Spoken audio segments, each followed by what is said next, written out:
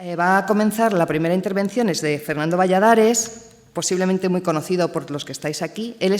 Recuerdo que él es doctor en ciencias biológicas, es un investigador del CSIC y ahí dirige un grupo de ecología y cambio global.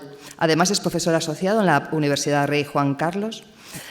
Valladares ha recibido 2 importantísimos premios, yo creo que los más importantes que hay en España, sobre protección de medio ambiente, el de la Fundación BBVA, también el de la Universidad Rey Juan Carlos, el de la Jaume I de Madrid, el de la Universidad Jaume I. Es un miembro activo de la organización ambientalista Extinction Rebellion en España. Últimamente le oigo decir que los científicos, todos los científicos y todas las científicas, tienen que estar en la rebelión, que no queda otra. Cuéntanos. Buenas tardes a todos y todas. Ante todo, muchas gracias por vuestro tiempo, por sacar un rato para venir hoy aquí. Y ello impone sobre nuestros hombros una responsabilidad que es daros algo valioso a cambio de lo único que tenéis, que es el tiempo. También gracias a los que lo han hecho posible, a los que nos han liado para acercarnos a esta conversación, ¿no? Bien, podemos empezar de muchas maneras, hay muchas cosas que decir.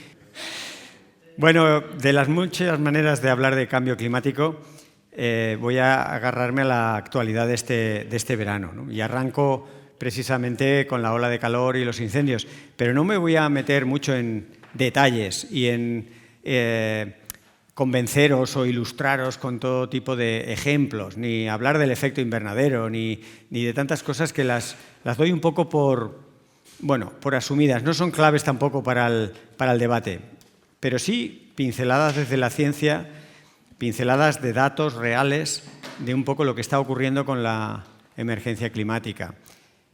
Mi objetivo es luego saltar a la sociedad, que es la que produce el cambio climático y es la que sufre el cambio climático, y hacer algún retrato robot rápido de por qué esa sociedad no termina de avanzar en la contra al cambio climático, ¿no?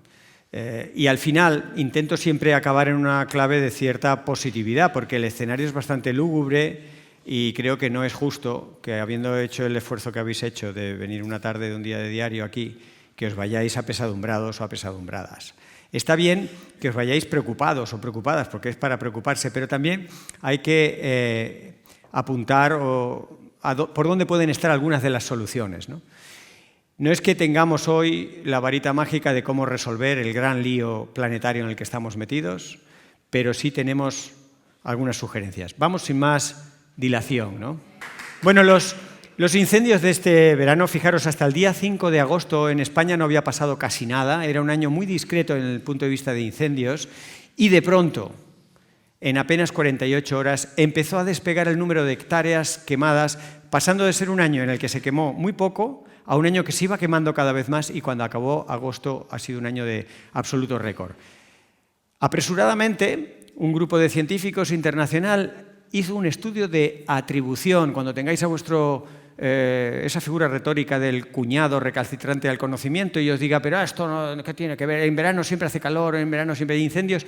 Bueno, los estudios de atribución son estudios complicados matemáticamente que vienen a ver la probabilidad de que algo, en este caso unos incendios o una ola de calor, pueda atribuirse con una fiabilidad matemática al cambio climático. Los estudios que se publicaron a principios de septiembre hablan de que los incendios que hemos sufrido van a ser, o están siendo, estos ya han sido 40 veces más frecuentes y un 30% más intensos por efecto del cambio climático. Hubieran ocurrido, pero 40 veces menos y 30% menos intenso. La ola de calor, en concreto, es 200 veces más probable y 3 grados más cálida de lo que hubiera sido si no hubiera cambio climático. Para poneros otra perspectiva, el periodo de retorno, que es el tiempo que tarda algo en volver a ocurrir.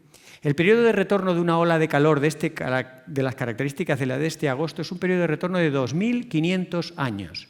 Es decir, entre los romanos y nosotros solo habría ocurrido una vez. Eso sin cambio climático. Con cambio climático se espera que ocurra cada 13 años. De 2.500 años a 13. Y esos son datos.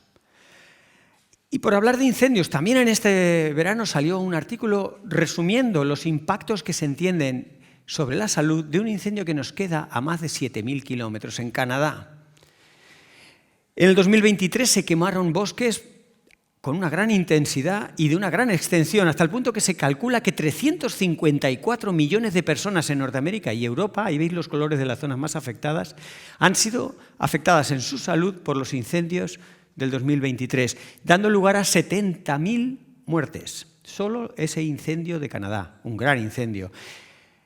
Una buena y una mala noticia. Siempre hay que querer las buenas noticias, que son escasas y son parcialmente buenas. La buena noticia es que se quema cada vez menos superficie.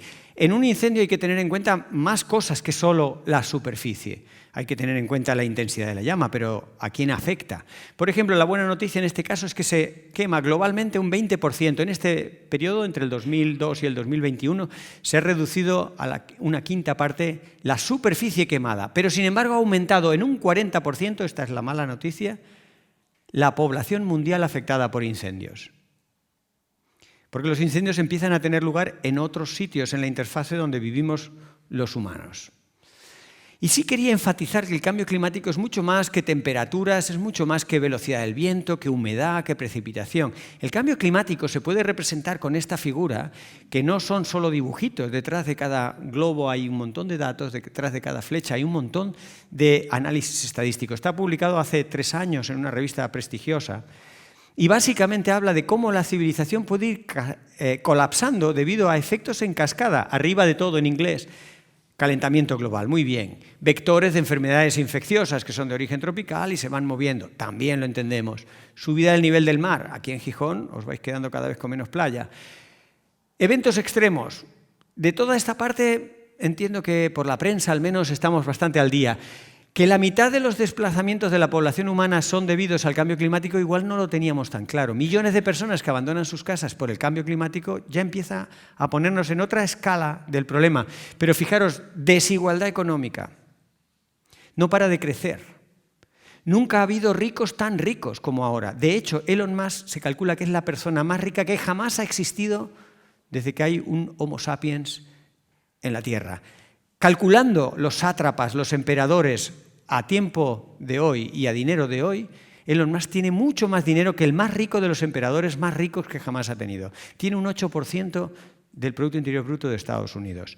Pero el gráfico en cascada sigue mostrándonos cosas, sigue mostrándonos conflictos internacionales, más de 340 guerras por el agua, por algo tan básico como el agua que el cambio climático está cuestionando. Putin no hubiera invadido Ucrania si no hubiera sido por el cambio climático. Netanyahu no va a devolver el mar de Galilea porque es agua en un escenario de cambio climático en el desierto. Mortalidad, por supuesto, pero fijaros, la última cosa que quería comentaros, fragilidad de los estados. La desconfianza que todo esto genera en nuestros representantes políticos. ¿Pero qué hacen los representantes políticos? ¿Cómo han podido llevarnos a una situación de tanto peligro? Un sector amplio de la ciudadanía empieza a desconfiar de la democracia, a desconfiar de los sistemas por los que elegimos a los representantes políticos y el castillo de naipes empieza a caerse. Este artículo que se publicó a principios de este año viene de un ámbito paralelo, porque esto del cambio climático parece que es una cosa de físicos atmosféricos, de biólogos que entendemos un poco el impacto en los ecosistemas, de economistas que dicen cuánta pasta nos está costando esto, pero aquí tenemos a humanistas, a gente de las ciencias sociales. Las humanidades son clave porque estamos hablando de un problema de la humanidad y no están en el debate, no están en el telediario, no están en el Parlamento, no asesoran ni asisten a nadie. Los filósofos no sirven para nada y por eso la filosofía se saca de los planes de estudio. Pero sí es la filosofía la que le da sentido a todo. Se hace las preguntas clave que nosotros no tenemos tiempo ni sabiduría para hacerlas. Bien, pues estos humanistas, en este artículo, al menos a mí, me abrieron los ojos sobre una cosa. No es todo esto que estamos viendo de erosión, degradación de los ecosistemas y del sistema socioeconómico, una consecuencia del cambio climático. Es un requisito. Es preciso dañar las estructuras sociales, es preciso dañarlo todo para poder extraer recursos naturales sin que haya ningún tipo de escrúpulo, limitación, ni por supuesto cumplimiento de la legislación ambiental que pueda existir. Y una forma tradicional, también desde los romanos, y estamos hablando de ellos, de erosionar las formas aceptadas de gobierno, es generar desconfianza, inseguridad y, sobre todo, desinformación. Lo contrario de lo que hemos venido a hacer hoy aquí. Mapa de democracias. El color pálido verde de Estados Unidos era antes de que subiera Donald Trump en su segundo gobierno. El color, que ya era más pálido que el de Canadá y se ve por contraste, indica que no era una democracia del todo plena la de Estados Unidos del año 2022. Ahora podéis imaginar que es mucho menos plena. Básicamente lo que se ve es que las democracias del mundo, por negar o no querer saber lo que pasa, están perdiendo su esencia.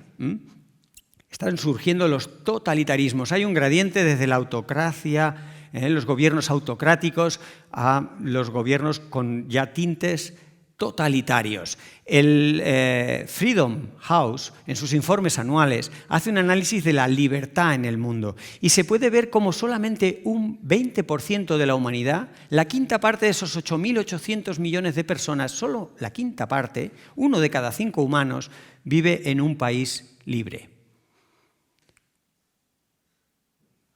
Y vemos el avance del fascismo directamente en los gobiernos, como ocurre en Hungría, en Israel, en Estados Unidos, en Argentina, o si no, influyendo cada vez más desde la oposición en países como España, pero sobre todo en países como Suecia, Japón, medio norte global está afectado por este avance del fascismo. Y aquí tenemos a Bertrand Russell, que en su día sufrió el odio, sufrió la violencia y sufrió el fascismo.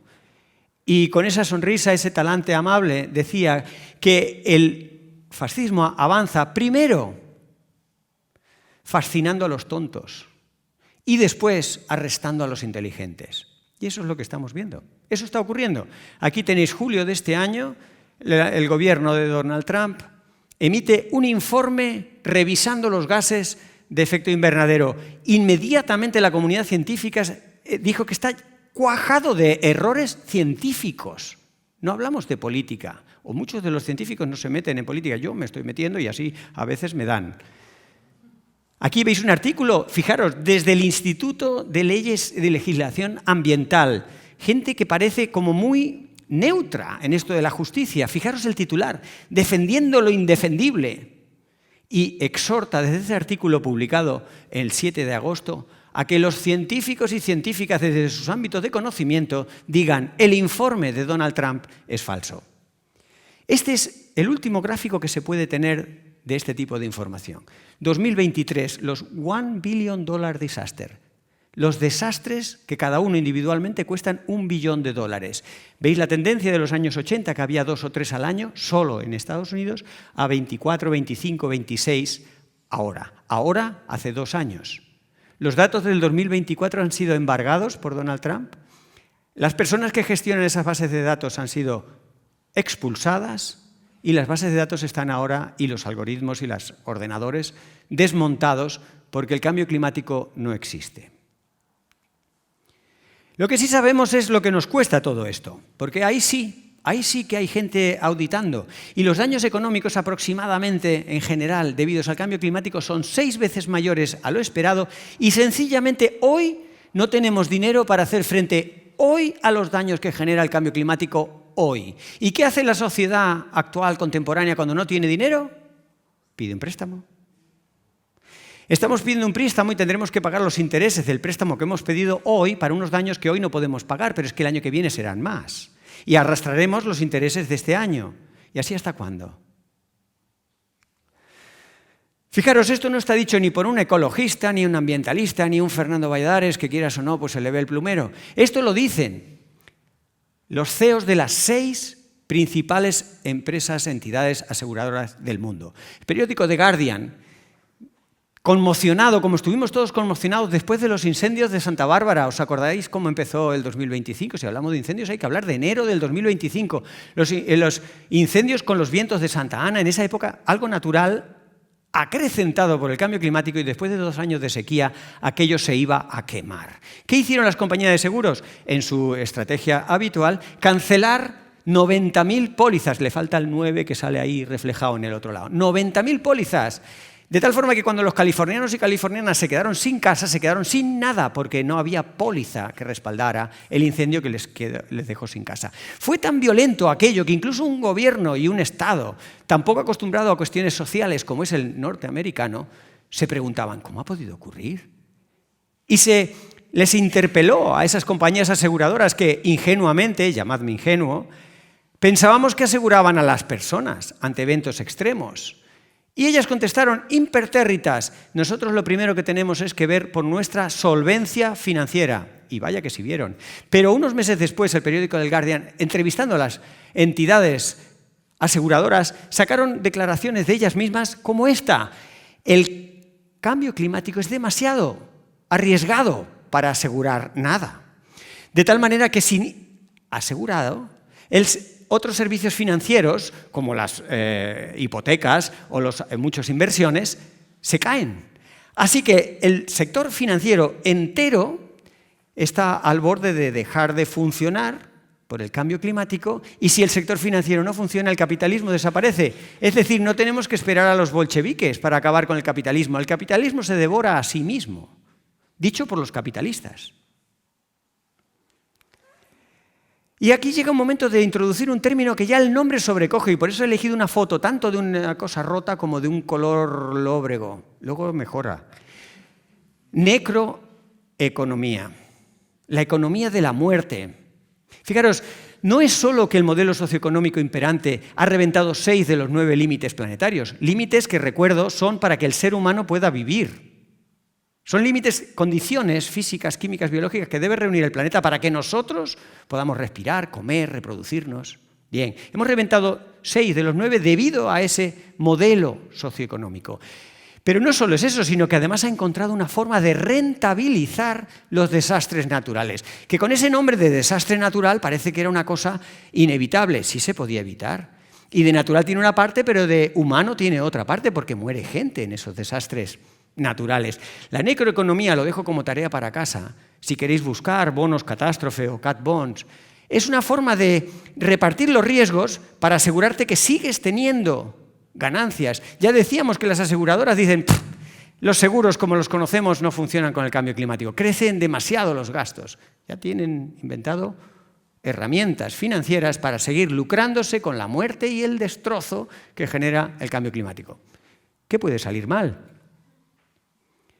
Y aquí tenemos a Helen Pearson, que se hizo unas entrevistas y publicó los resultados de ¿la ciencia la escucha alguien? Porque sí, a los científicos nos concedieron en su día, en los grandes imperios, el derecho a sentarnos ante el rey sin sombrero. Algo que es muy útil. Yo lo agradezco mucho porque no me gusta llevar sombrero. Estoy profundamente agradecido a esos imperios. Después nos han ido dando pues, ciertas prebendas y un cierto reconocimiento. Es bonito tener a un científico en la familia. A mí me gusta la ciencia. Yo voy a un museo de ciencia. Sí, vale, de acuerdo, muy bien. Y cuando los científicos te dicen haciendo esto te mueres, ¿tú lo escuchas? A veces sí. ¿Y los políticos? No, los políticos no, porque están en otra liga. Tenemos más que ver cómo es la prevención o no prevención ante desastres naturales o seminaturales, sean incendios, sean danas, por ver nuestro país, ¿no? En este artículo básicamente analizaban las decisiones políticas en temas como los virus asesinos, la inteligencia artificial, el clima extremo, los microplásticos y la salud mental. Y se preguntaban en representantes de unos 80 países si el sistema de asesoramiento científico estaba funcionando, y la respuesta es que en un 80% no. E incluso el 70% de los entrevistados afirman que los gobiernos no recurren de manera habitual a ese asesoramiento. Y por eso, cada vez hay más científicos que nos levantamos para decir, oye, la ciencia ya no es inocua. La ciencia, la inmortalidad del mosquito, la cuadratura del círculo y cosas que sulibellan en un museo está muy bien. Pero es que la ciencia te está diciendo, el fascismo avanza, esto es un genocidio, esto es consecuencia del cambio climático. Son cosas muy desagradables. Luego, gracias a la empatía que seguramente derrocharán Lorena, Olga y Ángela, todo lo que estoy diciendo se amortiguará. Como buenas mujeres serán más empáticas que yo. Perdonadme la rudeza, ¿no? Pero la ciencia ya no es inocua. Cada vez más porcentaje de lo que vamos sabiendo habla de cosas tóxicas para nosotros que hacemos nosotros. Lo bueno de eso es que nosotros podemos resolverlo. Lo malo de eso es que parece ser que no queremos aceptarlo y por eso los científicos nos ponemos un poquito más nerviosos y decimos cosas un poquito menos agradables. Algunos incluso salimos a las tablas de un teatro porque ya no sabemos qué más cosas hacer. Pero, como os prometía, la cosa mejor hacia el final, me estoy acercando aceleradamente al final de esta breve presentación. Mitigar la crisis climática como las grandes crisis ecosociales se puede. La ciencia no da una solución universal y mágica y rápida y fácil, pero sí que hay vías para atenuarlo, mejorarlo y demás. Y además nos hace sanos y felices, que esa es la recompensa. Va a costar un esfuerzo, eso que nadie se engañe, no va a ser fácil, pero la recompensa es que seremos sanos y felices. Y los indicadores, por ejemplo, de salud mental revelan que estamos mal de la cabeza. La salud mental va cada vez peor, sobre todo en el famoso norte global en el que tenemos la fortuna de vivir. Hablo de estrés, ansiedad, depresión, trastorno bipolar, anorexia. Todo eso va aumentando, incluso en la juventud, ¿sabéis? El suicidio, la parte importante que está jugando, cuando ya las estadísticas nos atrevemos a mirarlas a la cara. Bien, pero yo estaba hablando de cosas positivas. Cumplir el Acuerdo de París va a salvar muchas muertes. O sea, podemos hablar de las personas que mueren por el cambio climático, pero ¿y las que no morirían si dejáramos de emitir tanto? Pues hay gente como Hamilton y colaboradores que hace unos años echaron unos números y los números hablan pues, de más de 10 millones de personas que no morirían. Estos son cifras muy conservadoras, o sea, serían muchas más, pero al menos 10 millones de personas no morirían, siendo la muerte la fase última de una salud bastante perjudicada, ¿no? Quería insistir en el poder de la ciudadanía. Se nos olvida, en estas democracias representativas oxidadas, viejunas, que llevan ya mucho tiempo, que no se revisan, pensamos que los representantes políticos son representantes políticos, pero sin embargo cuando al día siguiente de las elecciones el comentario habitual es decir, esta gente no me representa. Hombre, pues igual entre un año y 4 años después puedes hacer algo más por la democracia que simplemente quejarte y esperar a votar. Hay muchas cosas que hacer, como por ejemplo asambleas ciudadanas. En España hubo una sobre el clima, puede haber más, y hay herramientas ya tipificadas y podemos inventarnos más y la ciudadanía logra cosas. A ver si los cambios en la posición respecto al genocidio en Francia o en el Reino Unido, 2 países que han estado muy amiguitos de Netanyahu, a ver si pensáis que esos cambios los han hecho espontáneamente. Eso ha sido por la presión de la ciudadanía, una ciudadanía que, como vosotros, invierte un rato. En lugar de irse a echarse unos, no sé qué tomáis aquí, unas cañas, unos sidrinas. ¿Aquí le llamáis sidrinas? Unas sidras sin más. No, lo de la sidrina es más en otros lados. Bien. Pues en lugar de pasárselo bien y pretender que no pasa nada, echáis aquí un rato y decir, sí que pasan, pero igual podemos arreglarlo, pero va a costar, pero vamos a ganar. Y de eso os quería decir, por ejemplo, por poco que hagamos, la ciencia te dice, oye, con la alianza de la naturaleza tiene un músculo potentísimo que si dejas de torturarla y sobreexplotarla, por ejemplo, reduciendo un pelín moderadamente las emisiones, a los que les gusten las playas tendidas, como estas que tenéis aquí en Gijón, tan bonitas, pues primero, ir a por ellas, disfrutarlas porque son algo en peligro de extinción, como el orvallo y el shirimiri, son cosas que el cambio climático está poniendo contra las cuerdas, entonces mientras haya, disfrutarlas. Pero sabemos que si reducimos emisiones, podríamos, de una forma no muy extrema, evitar el 40% del retroceso de las playas tendidas del mundo, incluyendo la vuestra, aquí en Gijón. Y claro que hay que hablar de decrecimiento, en parte por empatía con algunas personas de aquí que están moviendo algo totalmente lógico, que es reconociendo que el planeta tiene límites, irle poniendo también límites a una economía que no puede seguir creciendo ad infinitum. La palabra de crecimiento suena un poquito fea, porque nos han enseñado que el crecimiento mola y qué es lo que hay que hacer. Hay que crecer, si tienes un coche tienes que tener 2, si tienes un piso tienes que tener 2, si tienes un hijo tienes que tener 2, si tienes una mujer tienes que tener 2. Más, crecer, todo mucho. ¿Y quién paga la factura? O sea, el planeta tiene unos límites.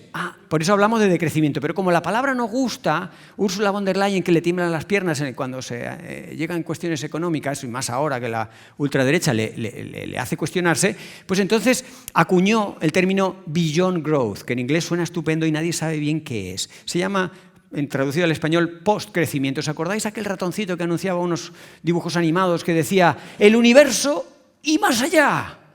Y yo cuando veía aquello siendo niño decía, ¿qué hay más allá del universo? Pues eso pasa con la economía. Hay una economía más allá del crecimiento. Nadie sabe bien qué es eso, pero el nombre es inspirador. Y sobre todo, pues no le pisas los pies a nadie, no te metes en muchos charcos. Asumes que el crecimiento económico no puede ser perpetuo e indefinido, no puedes crecer al 3% todos los años, durante toda tu vida, durante miles de años. Si lo calculáis con una calculadora en casa, veréis que en 20 años habríamos reventado no ya los límites planetarios, sino la capacidad de pensar con muchos ceros en dinero. Es completamente extraterrestre esa economía del crecimiento perpetuo. Pero le podemos llamar, si queréis, poscrecimiento, por no moverlo. Pero la economía de la suficiencia, que lleva 30 años ya acuñada, tiene entrada en Wikipedia, es del sentido común. Las asambleas ciudadanas, sin saber mucho de economía, las propuestas que hacen encajan perfectamente dentro de esa economía de la suficiencia que, como su nombre indica, cuando tienes suficiente, ya basta. Ya está. Si es que no hace falta ir a Oxford. Bien, si vas a Oxford vienes enriquecido, pero no hace falta. Por algunas palabras y algunos conceptos un poco desafiantes, que si queréis luego los desarrollamos más, de crecimiento está asociado con abundancia, y además no con cualquier abundancia, con una abundancia radical, porque supone la oportunidad para tener mucho de lo precisamente que tenemos menos ahora. Derechos humanos, cuidados, tiempo, valores. Trabajar mucho menos. Hablábamos de que la pobre Yolanda Díaz está luchando ahí por reducir 1 hora la jornada laboral a la semana. Que tenemos que trabajar menos de la mitad. Tendríamos que estar trabajando en el norte global entre 15 y 17 horas a la semana, no 1 hora menos. Pero claro, ¿qué hacemos nosotros ya metidos en esta ofuscada lucha por ganar cada vez más dinero, como si el dinero se comiera o diera realmente la felicidad? Pues cuando te reducen la jornada te buscas otro empleo. No, hombre, no. Si te reducen la jornada es para que no trabajes. O por lo menos para que no trabajes por cuenta ajena. Bueno, lo dejo ahí porque podríamos hablar de muchas cosas, pero fijaros que está asociado el decrecimiento a la nueva prosperidad. Y una de las cosas que te consigue el decrecimiento, que no lo va a conseguir el capitalismo ni la economía de mercado, es la reconquista de tu tiempo y de nuestro tiempo. El poder decidir a qué dedicas el tiempo. La COVID generó la gran dimisión en Estados Unidos. ¿Por qué? La gente tuvo tiempo para pensar y se sintió defraudadas colectivamente por el trabajo que estaban haciendo. Hay un libro muy ilusionante sobre la gran dimisión. Millones de norteamericanos y norteamericanas que se vieron defraudados porque les habían contado: el trabajo te ama, el trabajo te dignifica. Y luego estaban confinados miserables y se dieron cuenta diciendo: a mí no me dignifican nada. Bien, todas estas cosas, reflexión, tiempo para los cuidados, convertirte, por ejemplo, ya no solo en un consumidor, sino en un prosumidor, es decir, un consumidor que también produce, que se coge el bajo de los pantalones, que hace las lentejas, que cuida a sus padres. Todo eso lo subcontratamos. ¿Por qué? Porque no tenemos tiempo. ¿Pero para qué? ¿Cómo no vas a tener tiempo? Todas estas cosas las aborda el decrecimiento. Así que hay que juntar ganas, fuerza, literatura, algunos buenos amigos y empezar a reinventar y reimaginar esa famosa democracia. No significa que la tengamos que destruir, porque entonces entraríamos en el problema que decíamos al principio del todo, de cuestionar unas instituciones ya muy frágiles, sino hay que echarle más ingrediente y más motivación a un sistema que languidece de usarlo poco y mal. Se nos está escapando la oportunidad de participar todos y todas en la definición del bienestar. ¿Qué es el bienestar? ¿Por qué te dan definido el bienestar? El bienestar se adquiere en Gijón cuando tienes un coche, una casa de 80 metros cuadrados y la jubilación asegurada. ¿Y eso quién lo ha definido? ¿Por qué va a ser eso bienestar? No digo que no lo sea, pero ¿cuánto tiempo le has dedicado a pensar qué es el bienestar? Claro, necesitas tiempo. No tengo tiempo. Me lo han definido, pues a trabajar como un enano para eso que alguien definió que era bienestar. El decrecimiento es aprovechar que esto va a ocurrir, pilotarlo con anticipación, prevenir los efectos colaterales que puedas prevenir, amortiguarlos, verlos venir no es lo mismo que te pillen de sorpresa, y entre todos y todas definir qué nos parece una buena vida. El decrecimiento en Latinoamérica se le llama así, la buena vida. Así que creo que es un momento de significarse, porque por tener la fiesta en paz desde la Segunda Guerra Mundial, vivimos rodeados de una insolencia horrible que es la mayoría silenciosa. Muchas gracias.